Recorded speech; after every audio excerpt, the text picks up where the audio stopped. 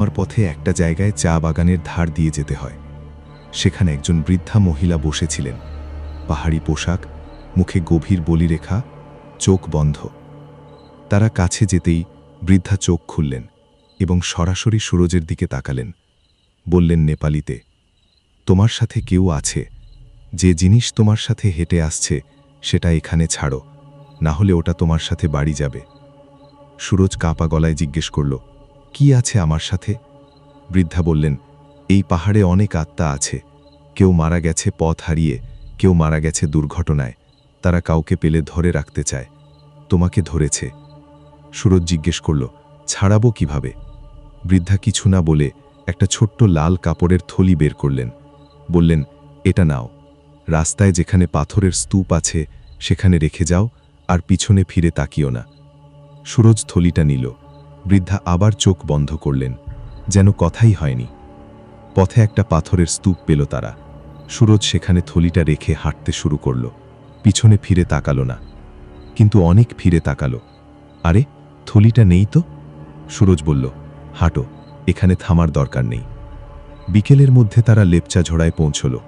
সুরজের বাড়িতে গেল, মা চা দিলেন, খাওয়া দাওয়া হলো। ধীরে ধীরে সবাই স্বাভাবিক হলো। রাতে 3 বন্ধু শুয়ে পড়ল।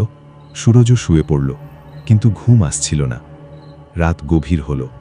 হঠাৎ তার ঘরের কোণে একটা শব্দ হলো। সুরজ চোখ খুলল।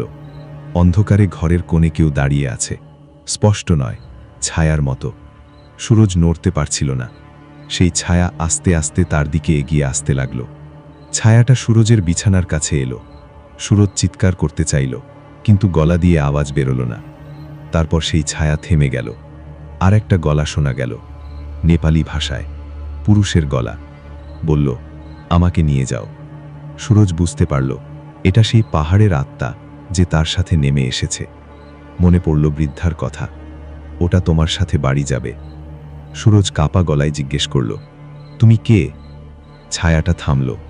তারপর বলল, আমি রমেশ। 10 বছর আগে এই পাহাড়ে হারিয়ে গিয়েছিলাম, আর ফিরতে পারিনি। আমার বাড়ি কোথায় জানি না, আমার পরিবার কোথায় জানি না, শুধু জানি আমি একা।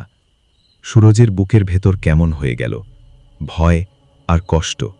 সে বলল, তুমি কোথায় যেতে চাও? ছায়াটা বলল, আমাকে মুক্তি দাও। আমার পরিবারকে বলো আমি ভালো আছি। আমাকে এই পাহাড়ে বেঁধে রেখো না। সুরজ বলল, তোমার পরিবার কোথায়? ছায়াটা বলল, দার্জিলিং, মিরিক রোড, রমেশ প্রধান। তারপর ছায়াটা মিলিয়ে গেল। ঘর আবার স্বাভাবিক। সুরজ সেই রাতে আর ঘুমায়নি।